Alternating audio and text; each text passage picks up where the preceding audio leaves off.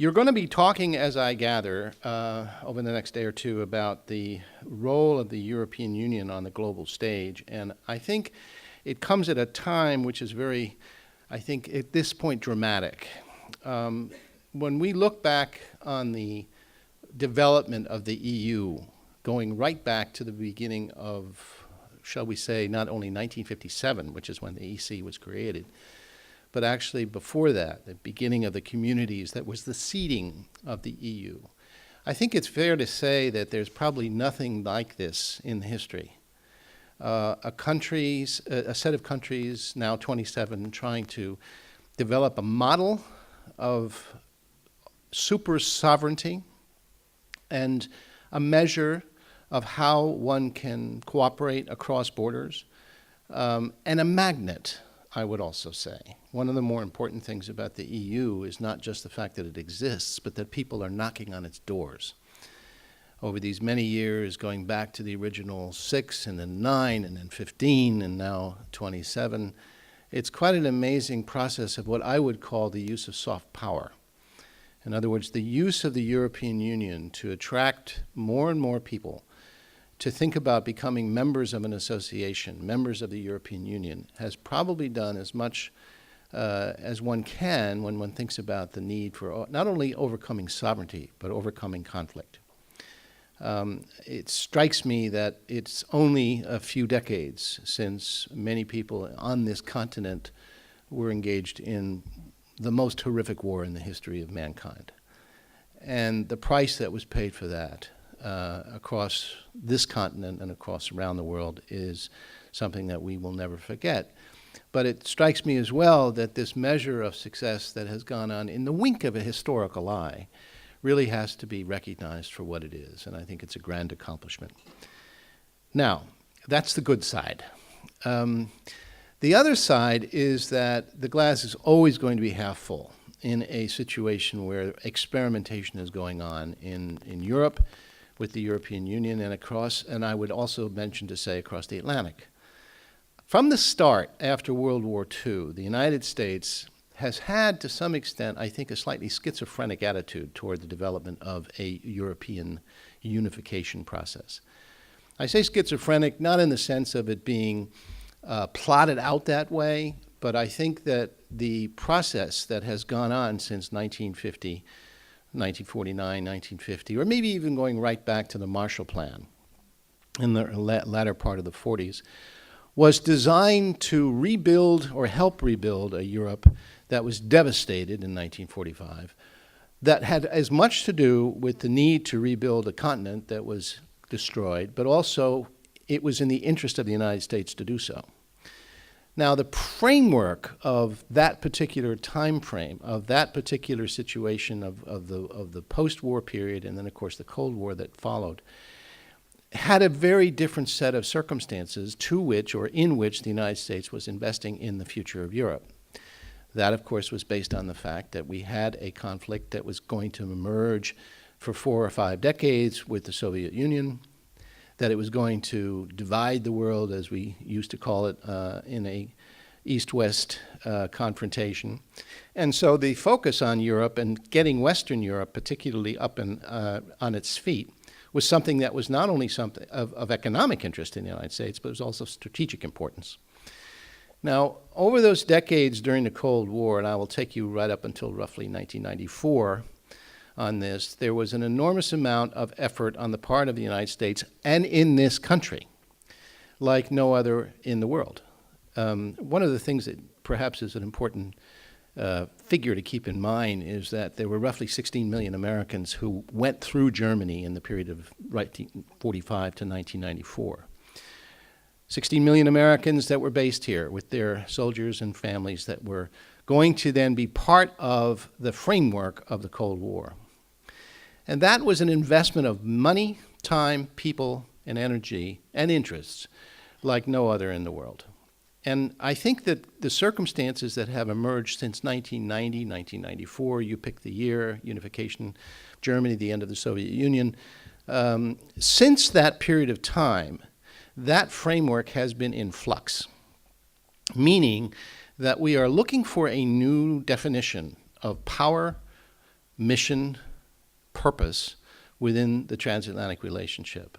And I say that with an eye not just on Europe, but also on the United States, in the sense that the purpose and the power and the principle that kept the transatlantic relationship together for the period of the Cold War has been inalterably changed since the beginning, or shall we say, the post-Cold War. We're actually in a post-Cold War period now, I would say, looking for more answers to questions that remain unresolved as to why and how the U.S. and the European Union can best cooperate where. In other words, in the name of what do we cooperate in the 21st century? In the name of the 20th century, we cooperated because of the fact that the world was a very different one than we know now. There was an answer to a question as to why we cooperate, even though there was a great deal of confrontation, if you will, or certainly debate and argument about the means of dealing with the situation as we knew it from roughly the late 40s till the middle of the 90s. Now, I think there's a great deal of confusion, and I think it's shared on both sides of the Atlantic. Confusion about the roles that we play, where we play it, the resources that we bring to bear, the projection of what kind of power. And there is still to this day an enormous amount of asymmetry in this transatlantic relation. The United States remains a very powerful superpower with force projection, power projection throughout the world that Europe cannot match. But that is not all there is to power.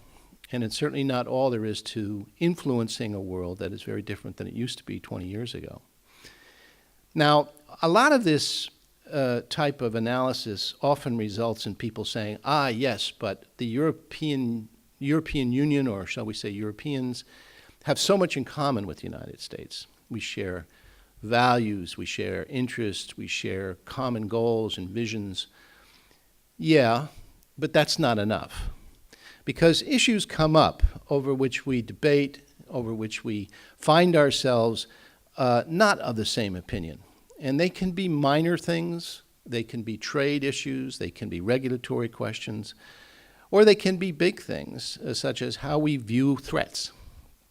I think that 20 years after the wall, 21 years now, I think there is still a major debate, if we can call it that, over what it is that we define as threats to our respective accomplishments. The European Union in its own right, and we on our side of the Atlantic. How we're going to resolve that in the future, I don't know.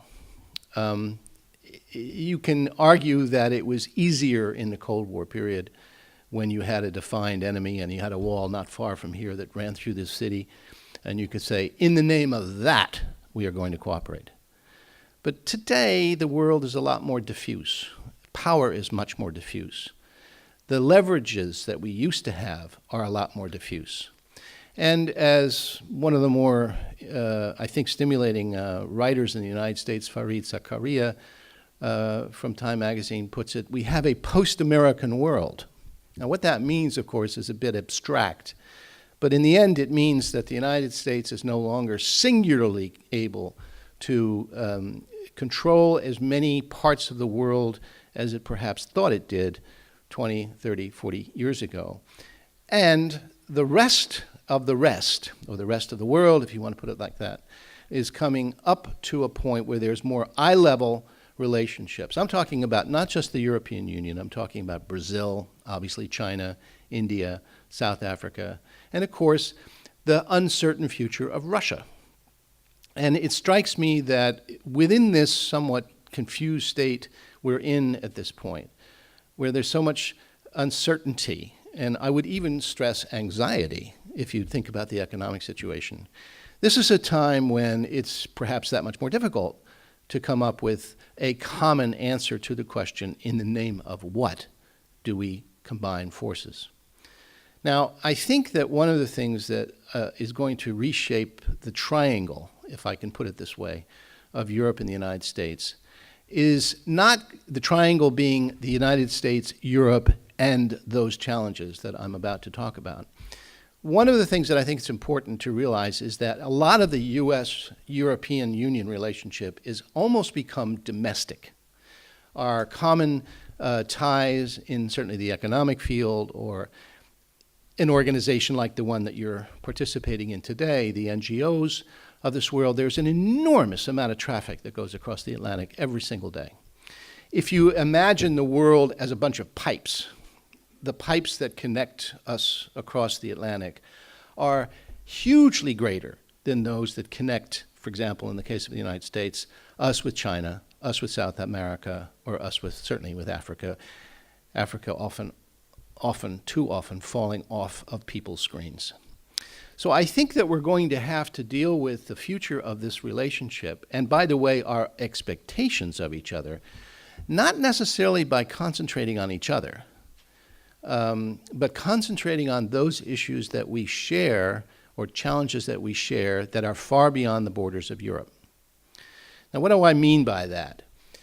I'm often tempted to say, just in the case of German-American relations, which is my specialty, that up until 1991, Germany was the object of American foreign policy. What does that mean? That means that we had a vested interest in stabilizing a country that was divided, stabilizing a country that was on the front line of the Cold War. And in the meantime, however, Germany united, a goal that was achieved, long sought after World War II, has changed the role of Germany in the eyes of, certainly my eyes, and certainly I think a lot of people in Washington, to a subject of American foreign policy. What's the difference? The difference is that Germany has choices. Germany has choices it didn't have when it was divided. And so does Europe. And it seems to me that the problem that Europe is having, and now I'm going to get onto the glass half empty side of the equation, is that Europe doesn't know how to exactly address those choices. On the one hand, the European Union, especially since the Lisbon Treaty, has developed a powerful platform on which it can share sovereignty, on which it can develop a mechanism through which 27 countries can share not only their sovereignty, but also rules, regulations, and ways of making close to 500 million people feel European, and therefore able to act European. Now, this, of course, has very specific consequences. It can range from students being able to enroll in universities all around the 27 countries to regulatory policies that make it easier for people to start up businesses wherever they want to go, or for that matter, for investment flows to happen without any interruption. This is an important accomplishment. Where it bogs down is where Europe is, and this is the point of the whole conference, where Europe can act as a unit on the global stage. Now, Europe can do that at the moment economically. It has a terrific amount of leverage. It is an area of the world which is bar none one of the wealthiest.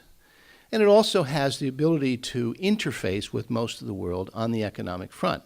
Look at the relationships between Europe and China and the recent visit of the president of China. We have an enormous capacity of not only the European 475 million people, but the United States thrown in, which is almost 1 billion people who share, at least in the notion of having a liberal international order in which everyone can be a stakeholder. Where the European Union is coming up short, if you will, is its ability to act as a foreign policy entity. Now, we can talk about the ways that the European Union can act on a foreign policy stage as a source of aid, as a source of development, as a source of support well beyond the European borders. We can talk about the fact, as I did before, about the European Union being able to act as a magnet for other people who would like to become a member of the EU. But you still have extreme difficulty getting consensus on what that means. Now, let me just throw out one example, and that would be Turkey. What is going to be actually the borders of a European Union 10 years from now, 15 years from now? Has the European Union maxed out its capacity for membership? Or is it possible that more people become a part of the European Union, even if there are different ways of defining membership in the future? I think that's an unresolved question, the borders of Europe. But I think that the ways in which we can think about how, at least on the global stage, that Europe can continue to be a major factor is not necessarily always going to be measured, and Americans have a tendency to want to do this, measuring it by how many soldiers you have on the field or how many tanks or how many military resources you have at your disposal. There's always been a debate across the Atlantic about that. It's often called burden sharing, and it can lead to tensions when it comes to dealing with things like Libya or other parts of the world. But that's not the only measurement of cooperation and certainly capacity. And it seems to me that one of the areas in which we have to think in the 21st century, not only because of the current challenges that are out there in the Arab Spring, shall we call it, area. My concern in particular is about Africa. And I think that one of the things that we have seen over these last 40, 50 years is really a kind of a benign neglect, or maybe not so benign neglect, about a continent that is in deep, deep need of support and help. And we have to think about what that means for the purposes of cooperating. So let me just review what I just said. Europe was an object of American foreign policy for decades after World War II because of the framework of the Cold War. Europe today is a subject. And that means that we have to design our agendas according to what we feel, talking to each other, are going to be important things both in terms of opportunities and threats around the world. I am not convinced at the moment that the European Union leadership, and I include the one in this city, is up to that at the moment. I think that there is a provincialism that tends to infect some of the discussions that are about what is the capacity or indeed what is the stake that Europe has in different parts of the world. Now, when I say that, I don't mean just in terms of economics. I mean, obviously, there's a huge investment and interest in Europe in those markets which are emerging, be they in South America, be they in Asia, certainly in China. But I think that the other side of the medallion is the question about what responsibility the EU has as an entity that it aspires to be. The Lisbon Treaty talks about a European security and foreign policy as an objective, as something that has to be achieved.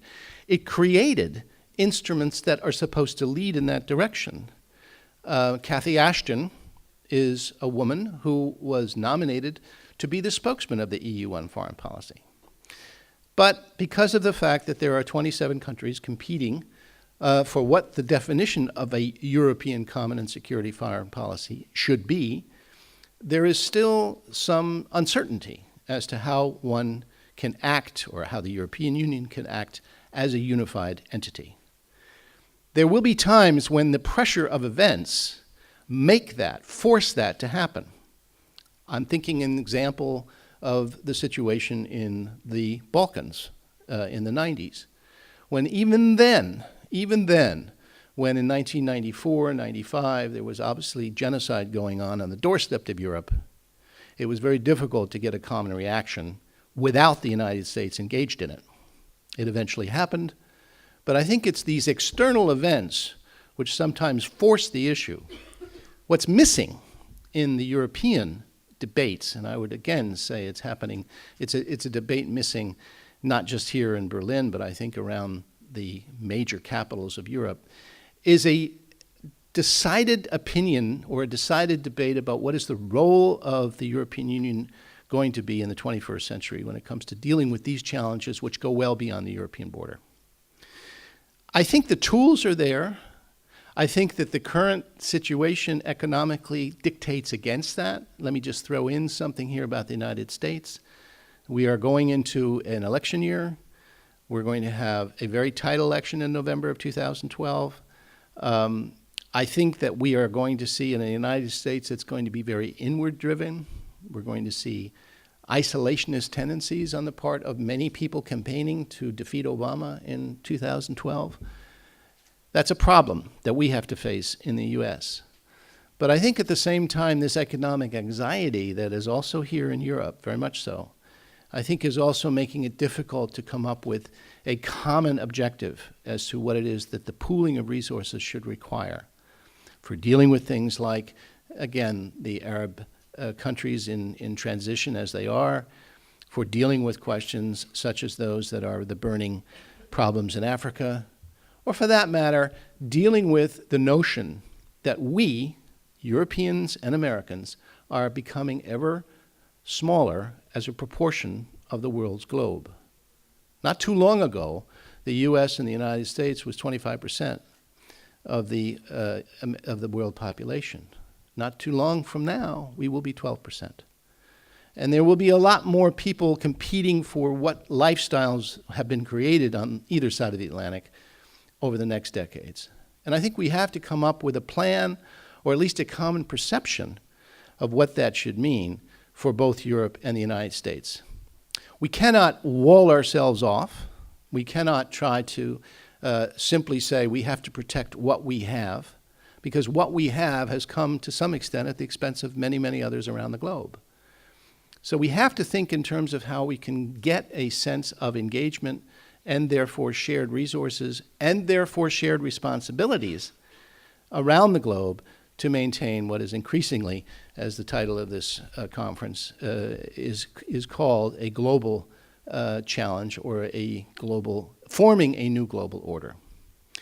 Now, I think that there is a difference than there was maybe 10, 15 years ago in Europe. In the 90s, there was a sense, I think, of transformation and even indeed excitement in Europe.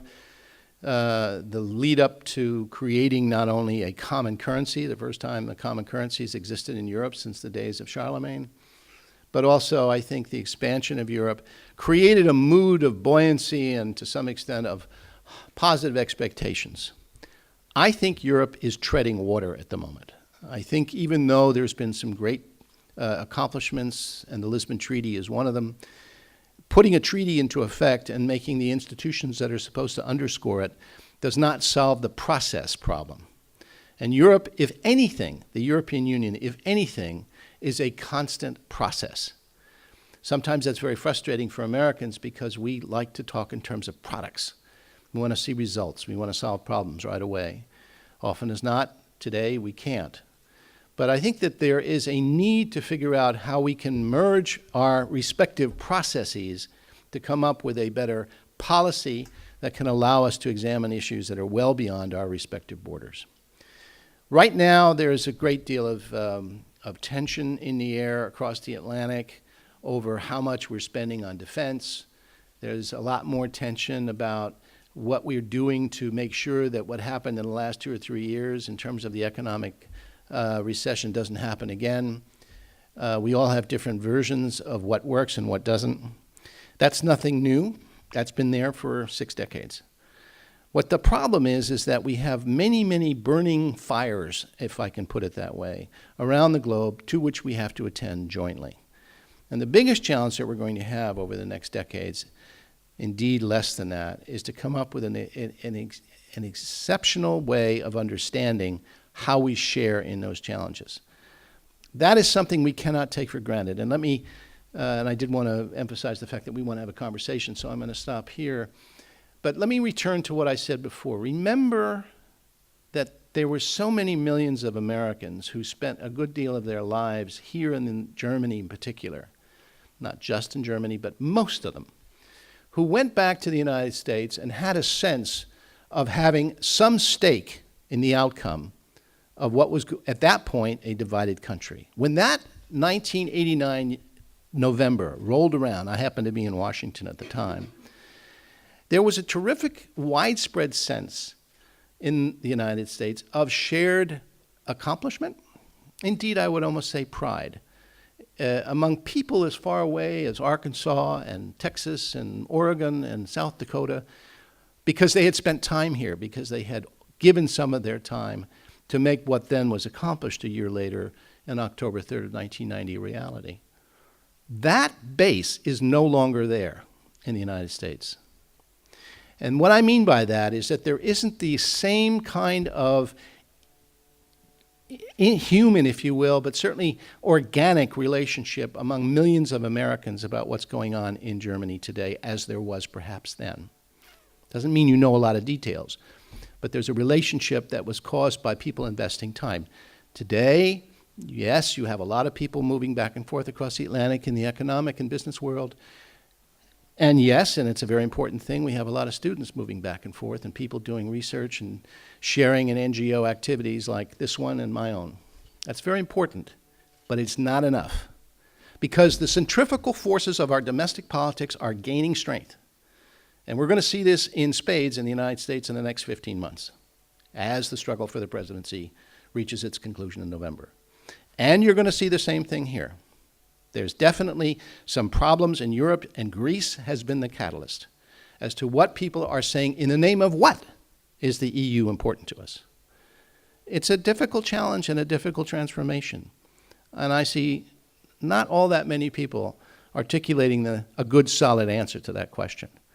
So, that said, I think it's very important that we continue to try to raise the right questions even if we don't have the right answers. And that I think is probably one of the obligations and duties and responsibilities of the Institute for Cultural Diplomacy. So Mark, with that, let me open up the floor and see if we can have a good discussion about what I just said, and you can tell me where I'm absolutely wrong. I would appreciate that. Thank you.